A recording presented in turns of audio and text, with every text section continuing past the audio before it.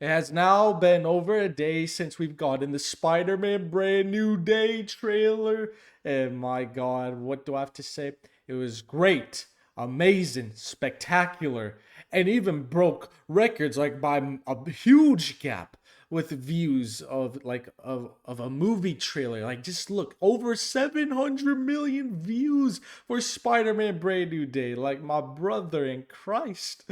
And yeah, hello, everyone. Hopefully, you guys are all doing well. Hopefully, everyone's here. Thank you for checking out this video. Today, we're going to be breaking down the Spider-Man Brand New Day trailer, like some stuff, some details, some stuff like, I'm curious about, some stuff like that you may have missed or not noticed. So let's talk about it. Quick thing, during the trailer, they did keep the New York I Love You from the leaked trailer for Spider-Man Brand New Day.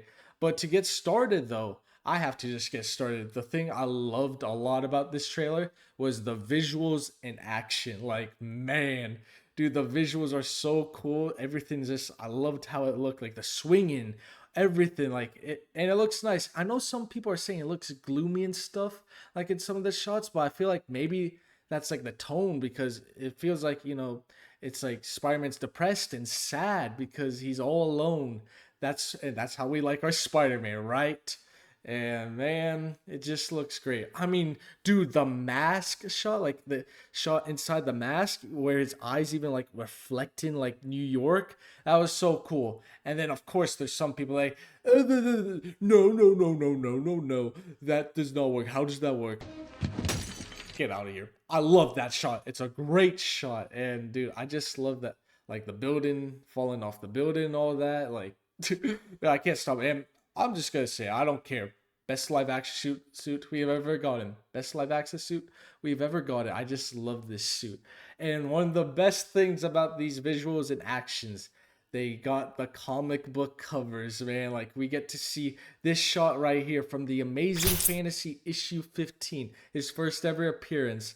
We also got this scene where he's fighting Boomerang in Amazing Spider-Man 345. And then we also got this comic book shot of him fighting Tarantula in Amazing Spider-Man 134. I do feel like some of these shots are possibly from the beginning because it's been 4 years since Spider-Man No Way Home. That's when Spider-Man Brand New Day takes place. So I feel like maybe like that's when it's happening, especially in the beginning of the trailer. You get to see Peter Parker on his phone seeing MJ and Ned just being so excited for MIT, first day of MIT. So I feel like there's going to be some quick montage of what Spider-Man been up to for these last 4 years. And then we talk about MJ and Ned. We be seeing these two together and you could see that Peter really wants to tell them like who he really is. I mean, in the trailer, he's like, "Hi, my name is Peter Parker." He had that whole monologue of like explaining who he is and what happened and yeah. But you get to see like you see him just looking at Ned in this shot right here with Spider-Man and MJ. It feels like you could look at Peter and he really wants to tell her the truth, but he knows he can't because like it might put her in danger. And speaking of MJ, she got a new boyfriend. It better not be Paul, but she has a new boyfriend and yikes, you can see the pain of Peter Parker's eyes just seeing that. And another thing I did like, which was after like that trailer, like that part, they're like, "Hi, I'm MJ." And then Peter's like, he knows who she is, but she doesn't know him because she doesn't remember. And Peter's like, "I'm your neighbor from across the like other side." And then she's like, "Your friendly neighbor." I just love that, man. I loved that line. Like that was just such a great line. But if you look at that part of the trailer, like that ending, you can see first of all, I mean, it's been shown, but MJ has like that necklace that Peter gave her from Far From Home. And the sad part is she doesn't even know who gave him that necklace anymore. It's such a sad thing. And then in this part, I don't know if this is Ned or MJ's room, but you get to see like there's like pictures of like Spider-Man. So it seems like they do remember like some of the parts of Spider-Man, like it says, but they don't know who Peter Parker is. So that's very interesting. And honestly, I'm not really hating on like the roles yet. Like we'll see what happens, but hey, So far, not too bad. And speaking of sadness and depression, this is what we've wanted. We wanted this Spider-Man, man. We wanted the sad, depressed Peter struggling. Like, I mean, this shot, this laundry shot right here, like, it might not be crazy, but I just love it that he's just cleaning his suit. He's all banged up, bruises and stuff, and he's just sad and depressed. That's the Spider-Man we've all been wanting, because eventually we want to see him rise back up and get back up no matter how down he is. That's just Spider-Man, man.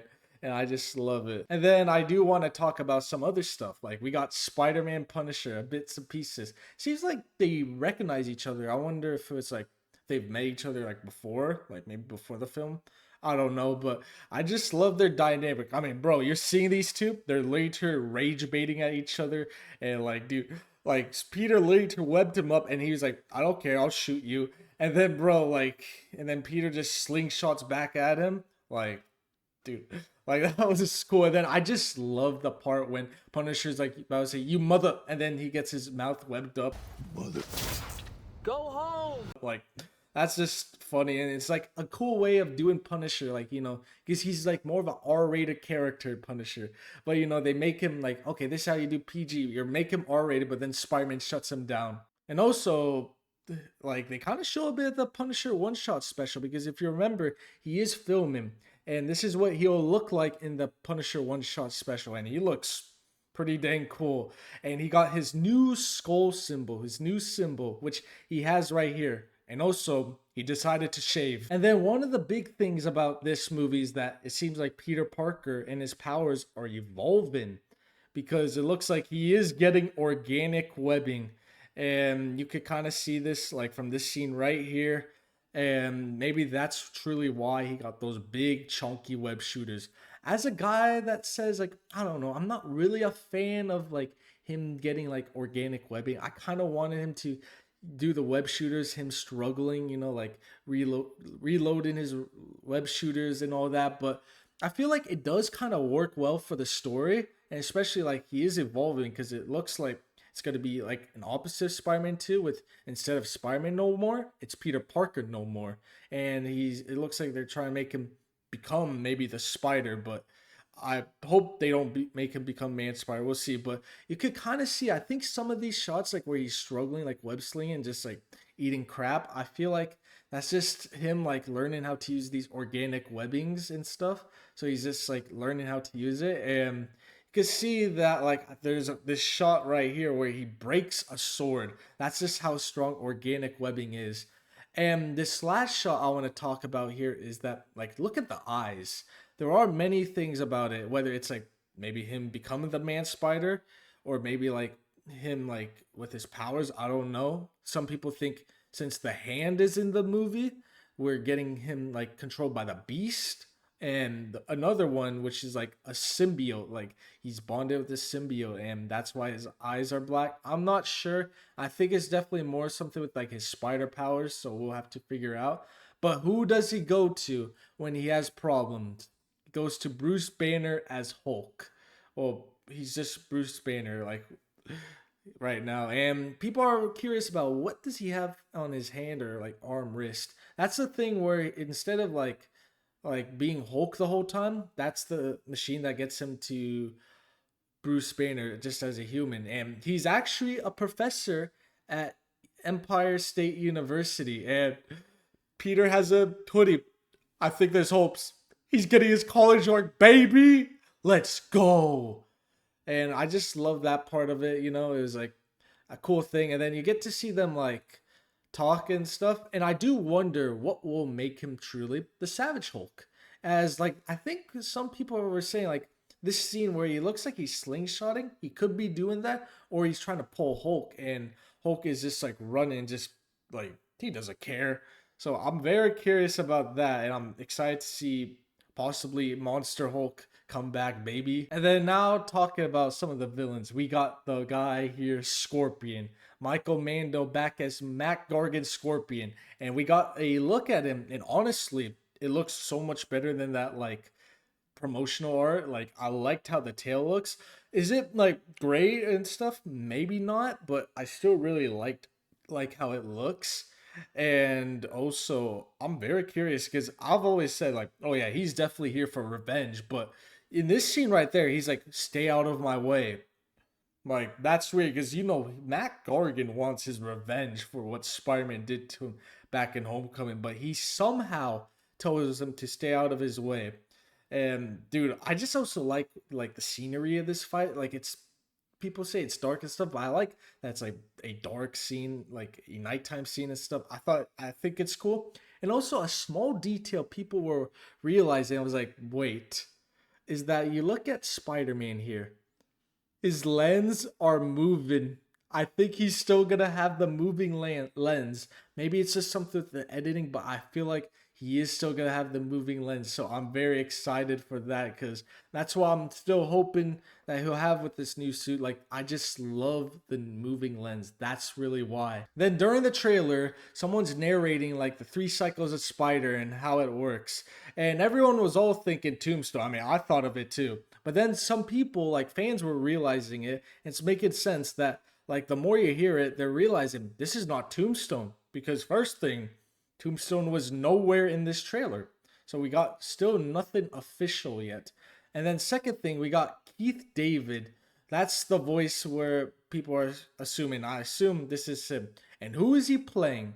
Based on some reports and stuff from good, reliable sources, like I've heard, is that he could be playing Miles Warren. If you guys want to know who Miles Warren is, he's known for the Clone Saga. Like, he cloned Gwen in the comics.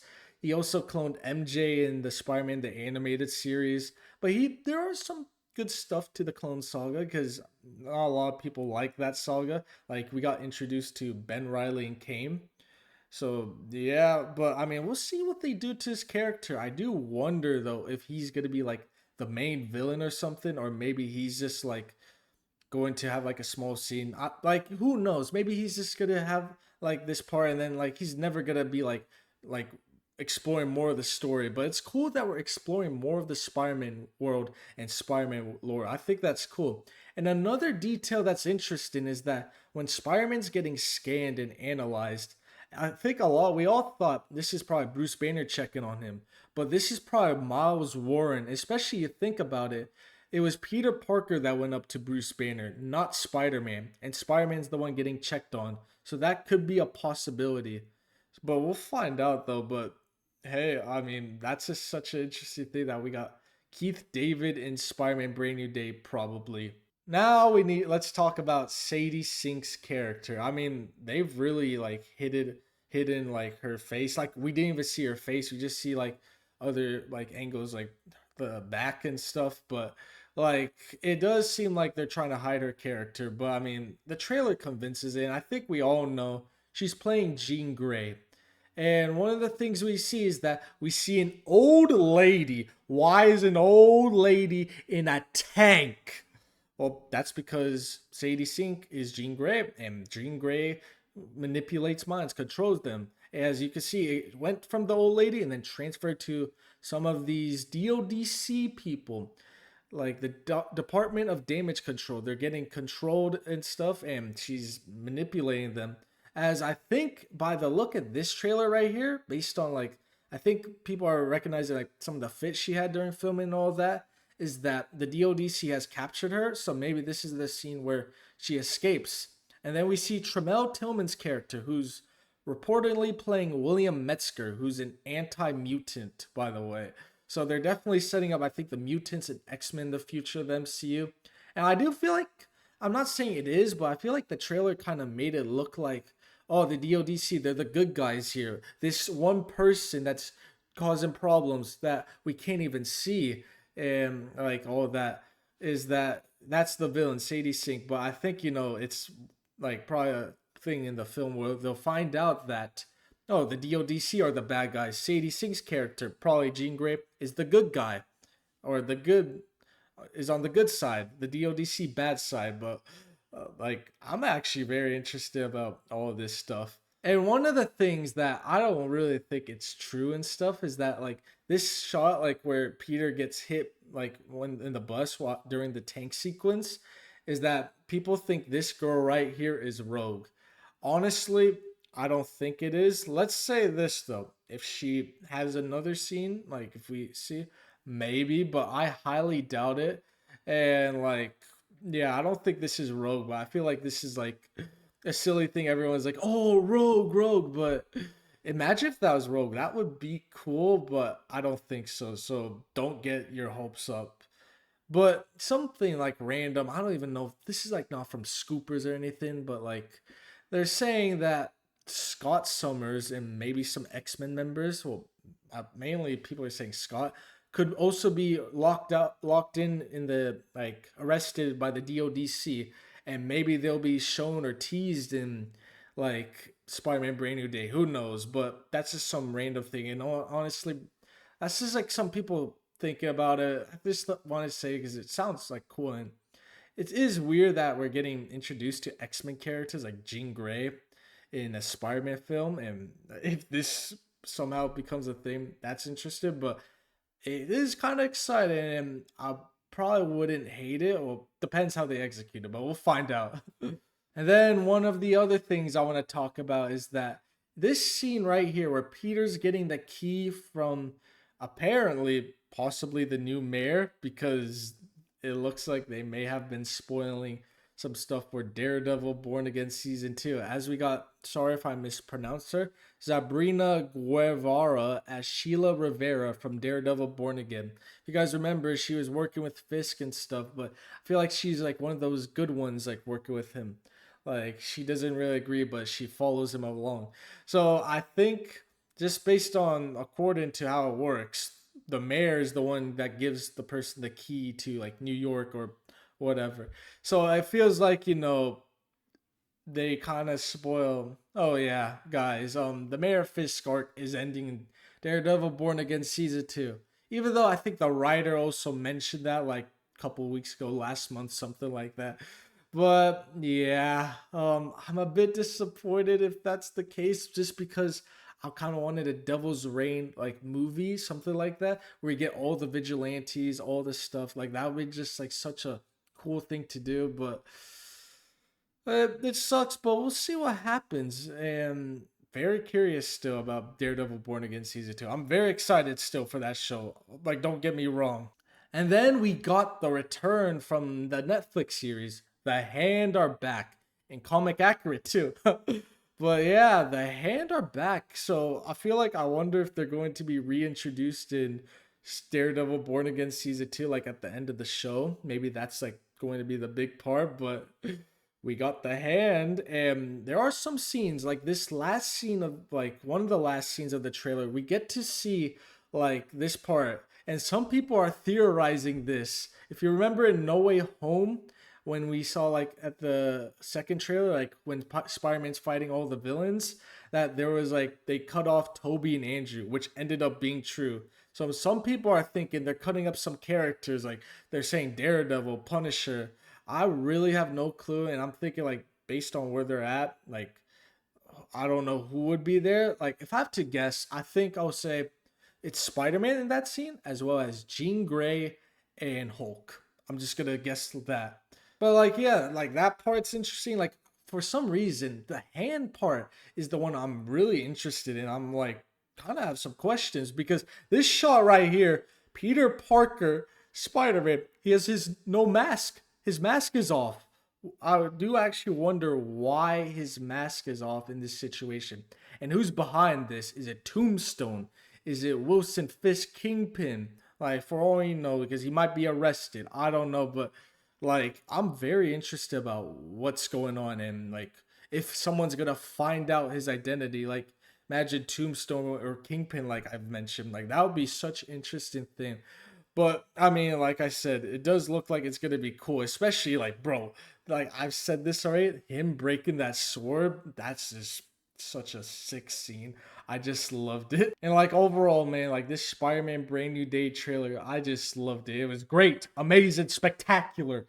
And man, I just can't wait for this movie. Like, bro, I just love this trailer. Like, I just keep on watching it because it's such a great trailer. Like the action, the visuals, and like all this stuff. Like, I'm just even more and more curious about this movie and how it's gonna go. So anyways, guys, I hope you guys enjoy. Let me know what you guys thought about the Spider-Man Brand New Day trailer. And if you enjoyed, leave a like and subscribe, and I'll see y'all next time.